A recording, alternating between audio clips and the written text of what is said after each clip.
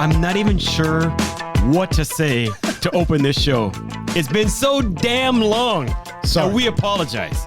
We apologize. Absolutely. We apologize. Absolutely. Running Things with Donovan Bailey, back where it belongs, on the airwaves. I'm Jason Portuondo. He is Mr. Bailey. How you doing, boss? Good to see you. I'm glad you got the Augusta Green. I can't touch you? Well, so some things haven't changed. Oh, you know what? You're right. I didn't even think Augusta Green. I didn't even think about that. There you go. Masters. I didn't think about that. Yes. Yeah. I'm gonna be watching that in a little bit. Yeah. Yes, sir. Yeah. It has been a minute. Yeah. And we owe our fans a huge apology. I mean, we got great momentum last year, over 2,000 subscribers to your YouTube channel. Right. One of our shows hit upwards of 35, nearly 40,000. We love each and every one of you. Sorry, but we are back. Jason, you couldn't have said it better yourself. Yeah, I don't take support for granted. And certainly I've been blessed as an athlete to share incredible sporting moments with a ton of fans around the world. And last year, man, I think that life just lifed. You know what I mean? Yep. At the end of the season, I think that you got busy, I got busy. We were both traveling. And for all of you that's reached out to me on social media and asked me what was happening or when we're coming back, welcome to season 5, and thank you for supporting Jason, myself, and we're back, man. Donovan Bailey Running Things. We appreciate all that support. We hope that you continue to follow, like, share, download, subscribe, do all those things. Tell everybody you know about this podcast. We are back. We are the #1 destination for track and field, and there is so much ground to cover. Yeah. We're going to talk current stars. We'll talk rising stars, indoor, outdoor, gout, Grand Slam track champs, you name it. This is an action-packed show, but yeah, you know what? Like you said, life happens, and you're a wanted man, which is a good thing. We want you too, so don't forget about us. Well, yeah, man, Jason. You know what? It is. I am very blessed to be wanted, I'm being pulled in every single direction, and because I'm trying to figure out how I can make a clone. Or how I can order. Actually, there's lots of stuff happening now. Well, maybe. AI these days, something's got to be able to work. Yeah, maybe I got to reach out to the AI people. Do you want to reach out to them? Tell them I need 5 of me. 5 of me, and the 5, as long as none of the 5 are doing bad things. I was just gonna say, if you got 5 of you, you might be in trouble. Yeah. Because let's just stick to track and field. But yeah, you know what? There's a lot that comes with being Donovan Bailey. Yeah. You're a global ambassador, so you're doing great things for this country of Canada, which is your adopted country. We know you're still born, not adopted. Raised. Let's not go.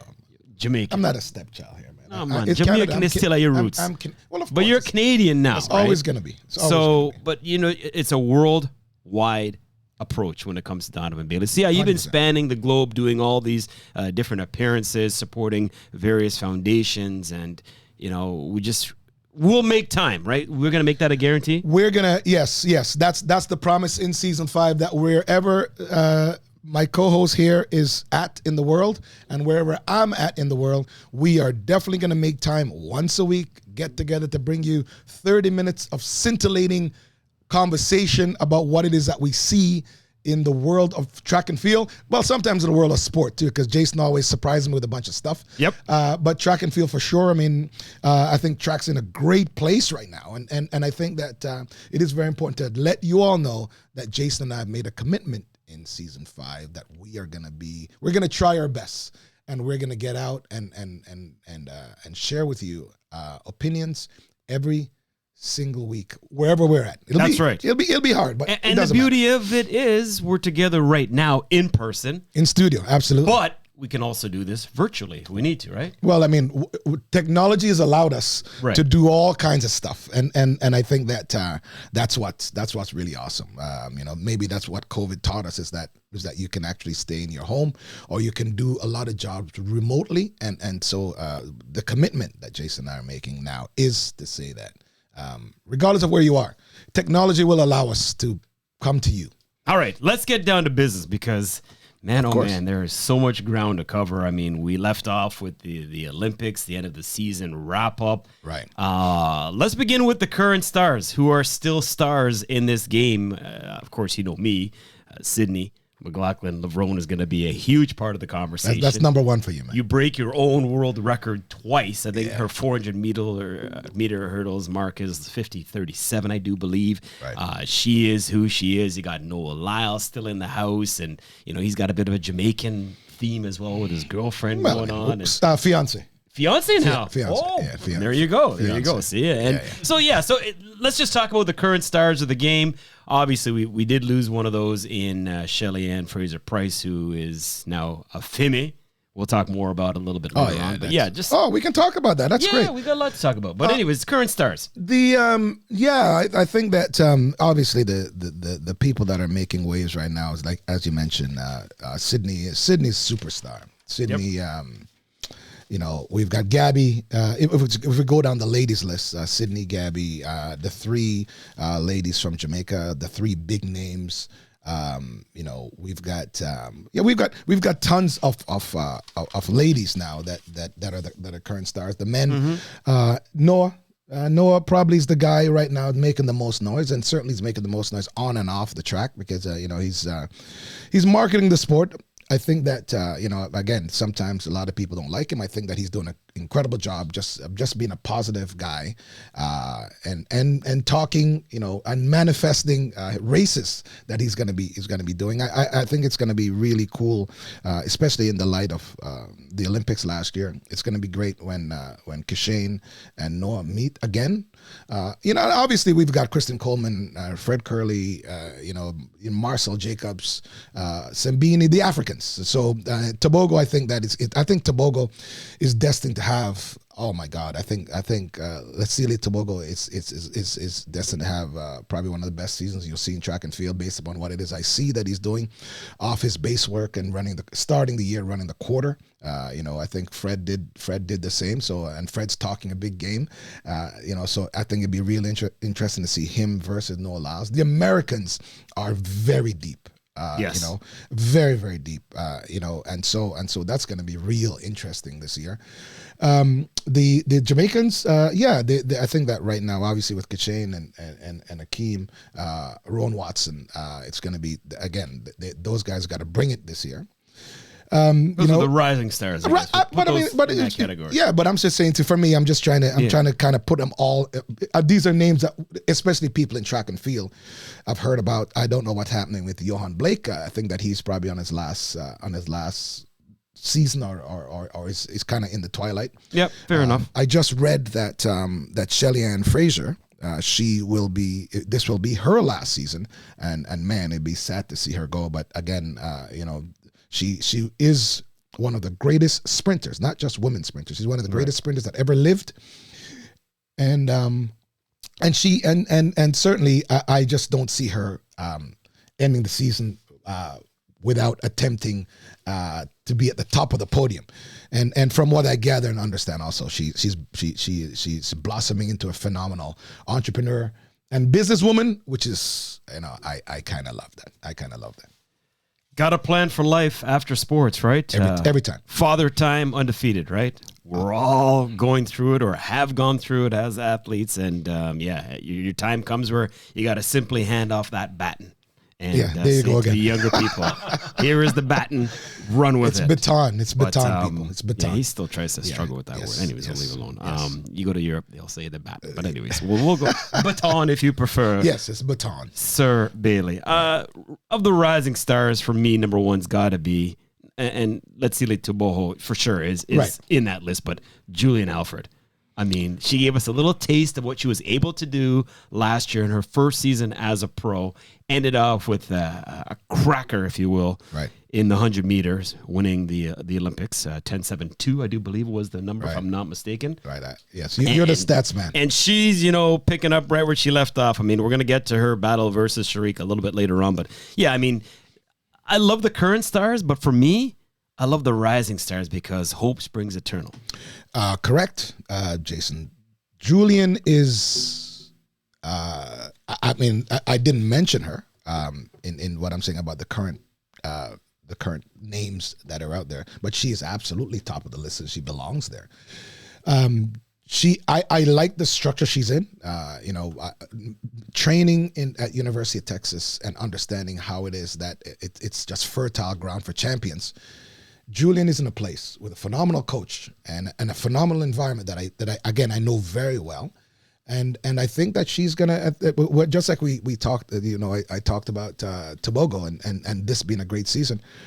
Julian Alfred, man, she shows up, and I know that Edric Floreal, if none of you know him from when he was competing, was a killer in the triple jump. So I think, as you said, Jason, Julian Alfred is also lining up. I just want her to stay healthy. I think she just ran. Just ran a 300. That's something that's coming up. Yep. I mean, man, first of all, 200 is and I'm just telling you the personal experience. For like a raw power sprinter like Julian, the 100 meters is like enough. The fact that she's showing up and running the 200 means that she's really serious. The fact that she's opening the season with a 300, that means that she's dangerous. So, man, I'm looking forward to see what she does this year. And again, like I said, I know Edric, I know her coach, I know the environment, I know how fertile that environment is, I know how incredible her training group is. Gabby, you know what I mean? I know how exceptional they are, and I'm certainly looking forward to the season that she's going to have. Quick word on Shelly-Ann before we head indoors and kind of capsize what took place earlier in the year. So she came out after Paris and said she's done. Right. She's retiring. Then she thought about from the Olympics. Right. And she said, well, maybe not. Now she said apparently, coming back for this year, wants to wrap things up at the Worlds in Tokyo. Right. Realistically, what should we expect from her? I have never doubted her. Okay. And I think that let's not get it confused. Shelly-Ann said last year that this was going to be her last Olympics. She never said it was going to be her last season. And so I understand her wanting to retire at the World Championships. The World Championships, the Olympics is obviously the top of top, right? The World Championships is track and fields. So we're only celebrating the greatest track and field athletes. And Shelly-Ann's multi champion. World champion. So I expect that she'll be great. Listen, a healthy Shelly-Ann Fraser, for me, is heading to the podium. A healthy Shelly-Ann Fraser in the finals that she can get. She's gonna get out of the blocks and execute.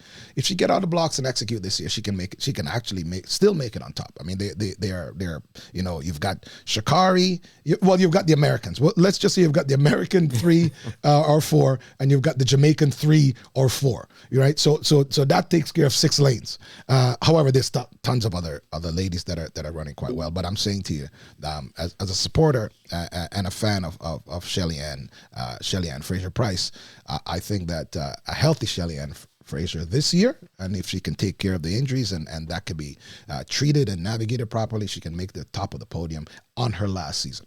Don't doubt her. You're right. Never. I don't think she comes back if she doesn't have a purpose. It's not just to be around. I think she wants to show people, you know what, me still have a little something left. Of course. I'm done yet. I look a patois for you. There you go. Sorry. Oh, whoa. Just it slipped out. It's slipped out, but that is going to happen every once in a while. So looking forward to that. Okay, indoors, we often look at that circuit. I don't want to just say as a prep for outdoors, because some people are into indoors, and that's their thing. Grant Fisher, I think, broke a couple records indoors this year. Azu and Kambuji were able to win the 60 for the men and the women, respectively. But just put a nice little wrap on the indoor season. Well, I mean, first of all, the indoors doesn't really count a lot for a lot of things or people. Obviously, what I've always used it for is to understand my own rhythm, understand how it is that I can come out the blocks and transition, understand execution. But also, what I've noticed this year is that you have young, aspiring sprinters that are using this as a platform, one, to establish a name, and two, to win a championship. I mean, this is the World Indoor Championships is probably the easiest championships to win because the stars never usually show up. So I love the fact that like someone like Akini Simbini, who is a vet, I can't believe I'm saying that, a veteran sprinter. He's been in the finals and it's 4th, 5th. six, whatever. He's been in the outdoor finals. I'm very happy that he got his first medal, international medal, which, you know, it happens to be a bronze, but that's okay. I think that's fantastic. Jeremiah is a young kid that obviously shown promise, and I'm looking forward to see how he can transition from indoors to outdoors. Lachlan, is that his name? Yep. Oh man, I mean, You got it still. No, whatever, guy. I had to do a little bit of research, to be honest. Lachlan Kennedy. Yes. But I'm going to tell you about this kid, and he's a gamer. Like, I'm going to tell you that he's a gamer. One, didn't really know who he was. Two, he ran 6:43 outdoors in the 60 meters in Australia. So obviously, I'm thinking, okay, it's windy or whatever, or this is just some kid that sometimes you're watching or you're listening to sport, and you have not fictitious results, but it might be padded. The fact that this kid from Australia went to the World Indoor Championships, and the 6:43 that he ran outdoors, he backed it up by being a medalist, is incredible. So he's making a mark for himself, and also is unafraid to compete. I mean, you know, I think that we'll talk about Gout later, but he's the same kid that gave Gout a run, beat him, gave him a run in the deuce in Australia. So looking forward to see what he does. He's also he's like 20 or 21, which is, again, amazing. Kambunji, again, someone who, destined outdoors, to always make the finals or to at least make it to the podium, went and got her first global championship. So congratulations to that.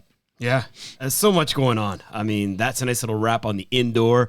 Heading outdoors, I can tell you right now. So we're talking of all these rising stars. Right. Gout 17, you just mentioned Lachlan Kennedy. How about Bayanda Walaza?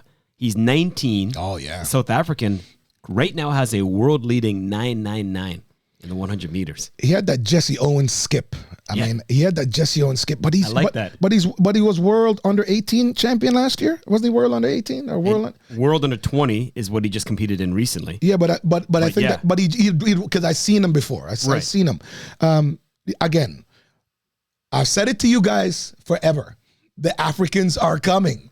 And right? not just long distance, right? That's awesome to see. Well, that's what I'm saying. Yeah. Well, it's standard for you to see Africans in from the 800 meters on up, and you expect them to dominate. But I've been telling you guys this for years, man. The Africans are coming in the sprints because they understand. You have natural genetics, and also now you have an attitude. You got kids coming out with confidence, and this kid is going to do amazing this year also. So I'm looking forward to see what he does when he goes up against the seniors, because he's got. Well, by the way, he was part of the 4x1 relay team, right? So I'm an individual athlete. I'm going to see what he does in the 100. Got to shout out him and his moms. I mean, off the track, he lost his dad at the age of 10. Ooh, That's tough, right? Yeah. Moms is playing the role of both, and congratulations to the Walaza family. I mean, keep up the good work there. Speaking of outdoors, we want to bring you our race of the week, and we need to shout out our supporters in terms of promotion, in terms of sponsorship. Biopods continues to be there for us. Once again, we encourage you to visit biopods.com to empower your every step. We've got the Great Canadian Sauce Company to continues to do fabulous things. Race of the week. Oh my gosh, it's not every day you get an Olympic champion taking on a reigning world champion. We got that recently in Florida. Here's the race.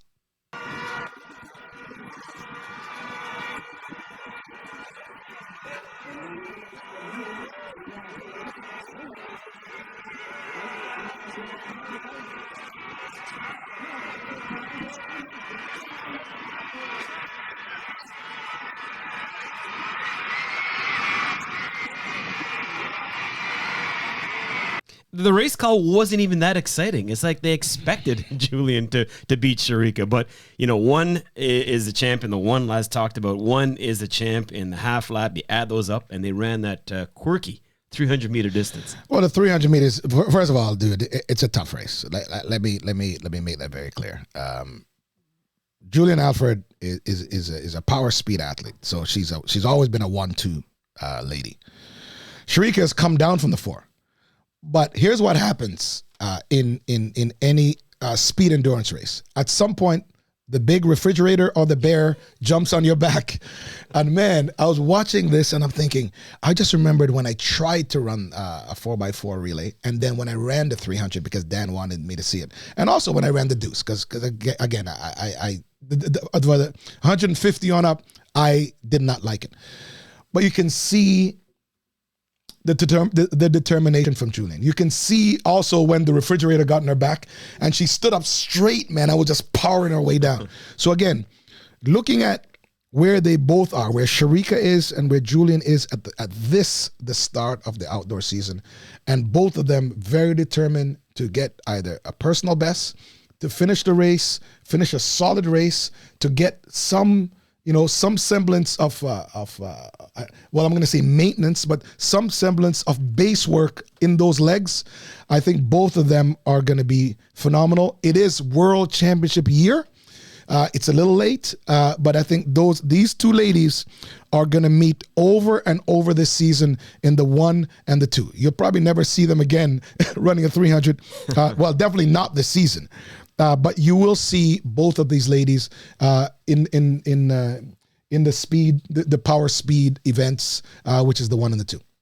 Just a little taste of what's to come. Just a taste. In terms of those two battling it out. And, in terms of the outdoor season, we haven't talked about Sha'Carri yet. She's obviously hasn't opened player. Up, yeah. You still got Talou. Don't forget about her. You mentioned Gabby Tom. There is so much going on. But a rising star. We teased on Gout a little bit earlier on. Right. Let's talk more about this 17-year-old Australian prodigy. I mean, already comparisons to Bolt.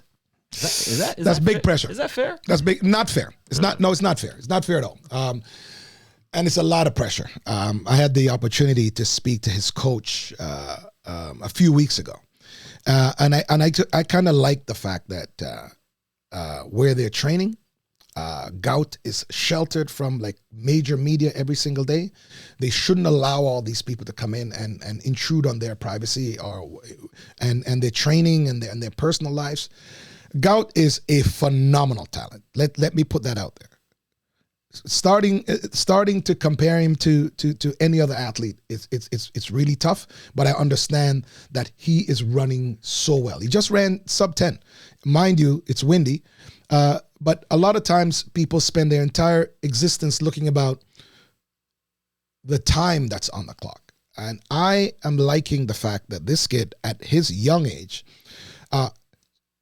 listening to his coach and understanding about execution at this age. I didn't know at 16, 17, I was running 10.5 and I did not know how to execute. I had no clue.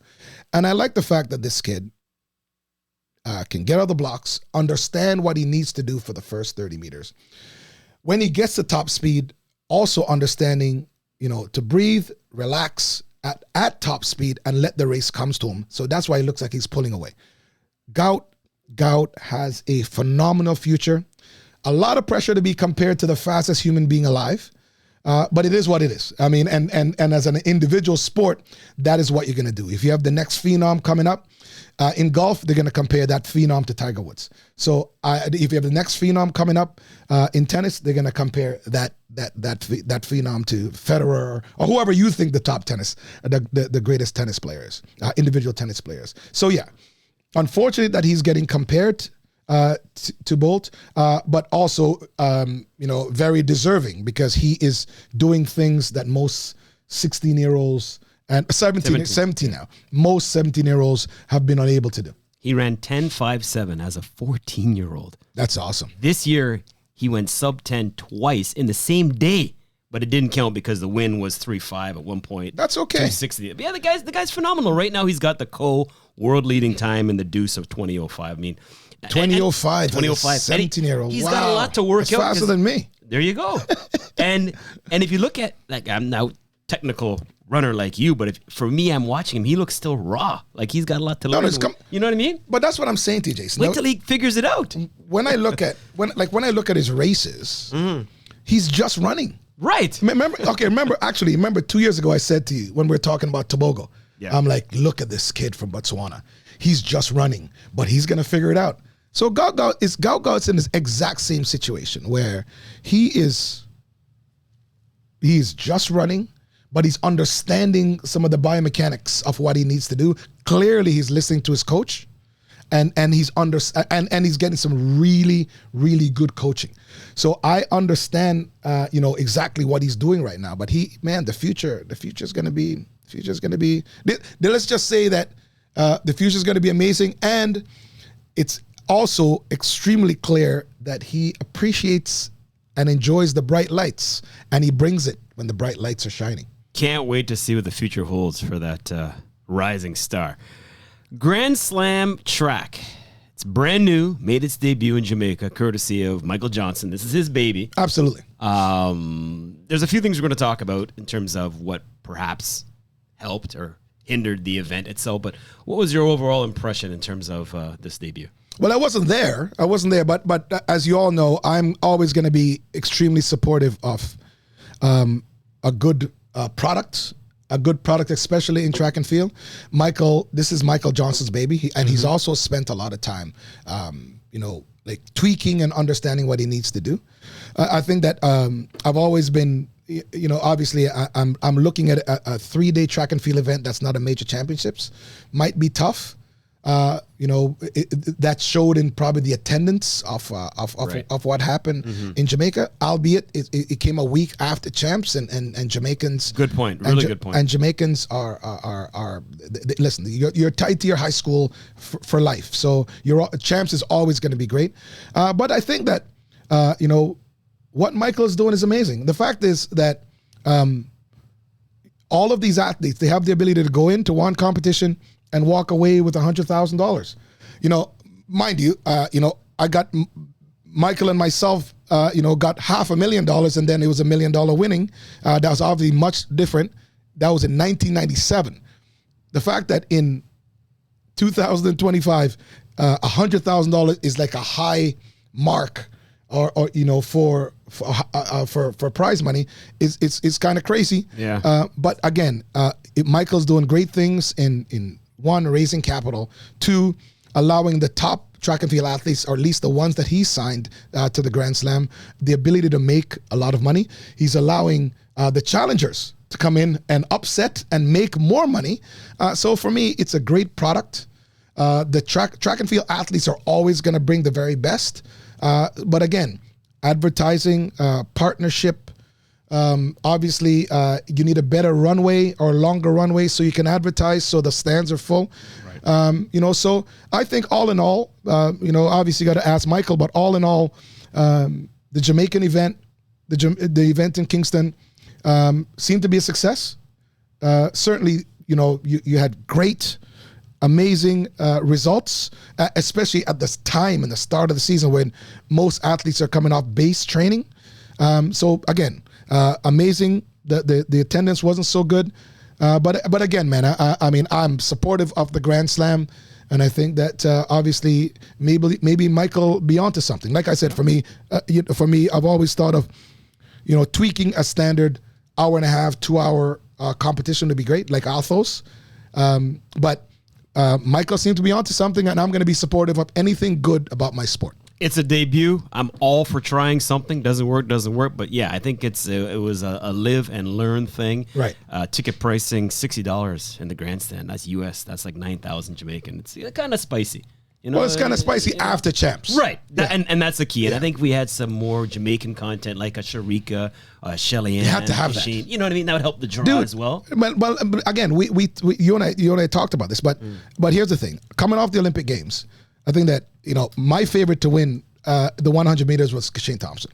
Now, if I'm having the Grand Slam and I'm having it in Jamaica, or I'm part of the Grand Slam, hierarchy, the very first two people I'm signing, especially in Jamaica, Noah Lyles versus Shane Thompson. Number one. Yep. That's number one. Yep. Number two, number two would be one of the three ladies. So Shelly Ann, Sharika, and Elaine are the top three biggest names in not just in Jamaica but in track and field. Period. Right?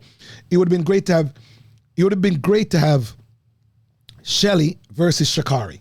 Yep. You understand me? Or someone of that sort. I mean, obviously it's 8. it's 8 people competing. So you can fill those with, incredible athletes that are available now. But again, that's what I would do. I would have thought of having those people. But like I said, the athletes that Michael signed and Michael and his team signed did well. I'm giving my opinion from the outside also as an expert though, especially that Michael and I were the first to do this. So it's 1 versus 1 with the 150 many moons ago. But at the end of the day, I'm 100% supportive of an incredible new product that track and field has welcomed. Let me throw one more quick 1v1 matchup. Mm-hmm. Sydney, my girl, versus Femke. I would have liked to have seen that. Well, again, that would be incredible. You know me and Sydney. Of course. Big. But I think Sydney would have crushed her in both for sure. events. Yeah, but at least you get, you know what I mean, the top 2 in that discipline. So, speaking of champs, I don't have to ask you how that was because that's always an event that lives up to the hype, the billing. I had missed champs for a couple of years, and I decided that there's zero chance in hell that I was going to miss it this year. I went down to champs, obviously, to see all the athletes because this is Future Legends. I think I tweeted it, which is you're seeing Future Legends in track and field at champs in Jamaica, which is the largest high school track and field championships in the world. But specifically, I went on Wednesday of Champs Week to see this kid named Gary Card. Gary Card is from Wolmer's. Gary Card has an incredible future. How old? Gary Card is 17, I believe. Okay. Gary Card jogged 10:06 in the semifinals. But I think why he ran so fast or why he executed so well is that he came out of the blocks and he couldn't panic. In the finals, I was sitting there watching and I'm like, oh man, he's thinking about running fast. And again, that's just youth. He's thinking about running fast. So he wasn't relaxed out the gate. He was not relaxed out the blocks. But kid, Gary Card, remember that name, man. He has a phenomenal future. He didn't run so fast in the finals, and he also got hurt. It looked like it was a hamstring or a quad thing. I don't know if it was a real injury or just a cramp, but I'm looking forward to see him doing amazing things, obviously in the world of track and field. It's amazing the way these athletes just get turned out year after year at this event. You know what I mean?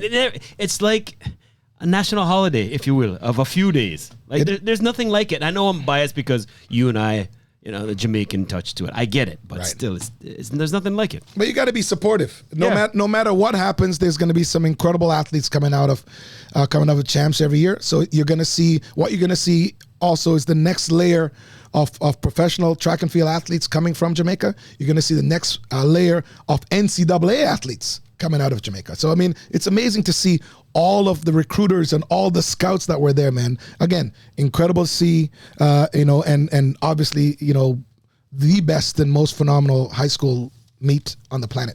And nothing against the current stars. I love to see what lies ahead. And that gives you a nice little taste. Every time, absolutely. Upcoming season, obviously, we're just heading outdoors now, but coming up this weekend, we got the Botswana Golden Grand Prix. We'll see names like Taboho, Omanyala, Sabine, so we're looking forward to that. Yes, looking forward to that. And the only thing I can say is I'm looking forward to that. I want to see what Omanyala is up to. Clearly, Tabogo is doing his thing. Sembini, again, twilight of his career, but he's also running extremely well at the highest level. Clearly, I'm going to see how it is that these guys match up in Botswana. All right, it is that time once again. I know you've waited for it. We always wrap up every edition of Donovan Bailey Running Things like this. A cleaning stream to Donovan Bailey is pouring it on. The anchor leg. By the way, how many times have you listened to that call now? Would you think? Well, because of you. Millions? Because of you. Holy. I just want you to remember, we never forget. Thank you. Thank you for the support. Thank you for the support. Hey, speaking of which, right now, if you could run the anchor leg with 3 others, what 3 would you pick right now? Oh, with 3 now. 3 athletes? Yeah. Like any athletes from anywhere? No, runners. If you want to put together the elite 4x1 team, and they say, Donovan, who are your 3 partners? Like, are you going Noah, Kashane, maybe Christian, or what 3 are you going? I probably would go old school though. I'd probably go old school. No old school Brookfoot person now. No, but I'm just saying I'd probably go old school because I know him. It's kind of, but it's kind of like who would it be? No, give me 2 seconds. Okay. But it's kind of like when someone says, who was the greatest basketball player, and I'm like, no, it's Michael Jordan. It's Michael Jordan, right? Yes. But I'm saying to that. So, and although there's tons of argument that LeBron could be. Anyways, I'd probably go old school. Okay. Man, that's real tough, dude. That's real tough. On the backstretch, I'd probably keep Glenroy. Okay. Because Glenroy's gonna give me, whatever, right? Okay. But I'm saying to you that, you know what? Here's what I'll do. Forget about all that. Here's what I'm all right, now we're talking. I am gonna put the best Jamaican or Jamaican-born athletes there. Wow. Okay. So we're gonna go. That's a 180. Me, Linford Christie, Bolt, and Asafa. Wow. And I don't care what legs we run. Wow. See, I'm thinking you're gonna go. Give me Christian to start off because he's gonna get you off to a nice start. But Then give it to facts. Noah. Give it to Kashane, and Kashane can give it to you. That's what I'm thinking. No, I went old school. I went old school Jamaican. So yes, I mean Asafa, Bolt, Linford Christie, and myself. Okay, another question for you. We know Shelly Ann Fraser-Price Yeah. has her hair care line called Afimi. Right. I'm not gonna ask you about a hair care line. Why not? I have hair. Yeah, you do. Okay, it looks good, by the way. Will we ever see a Donovan Bailey clothing line?